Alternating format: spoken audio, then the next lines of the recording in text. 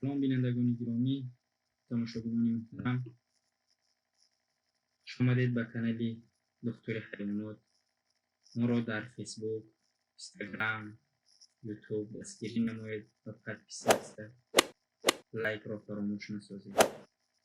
و امروز ما میخواهیم طرز جدا نمودن همراهک و خاصی که بعد از تولد نمودن چاروا میباید. ما در این نوار میخواهیم کمی اوید به همراهک و شکل و حجم آن و شما معلومات پیشکش نماییم و قید نماییم که در بعضی چارواها همراهک آن بعد از تولد به زودی با بعضی سببهای بیماری جدا نمی شود.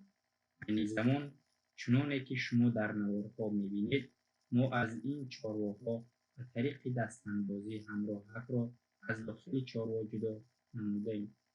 این عمل را باید متخصص انجام دهد، برای آنکه در داخل بچه‌دانی چاروا وابسته از حجم و اندازه چاروا از 85 تا 120 دانه کوچک و یا به اصطلاح قرنفله‌های موجود است که همراهک در آنها با سبب‌های بیماری‌های گوناگون پیچیده می‌شود و در نتیجه همراهک نمی‌افزاید.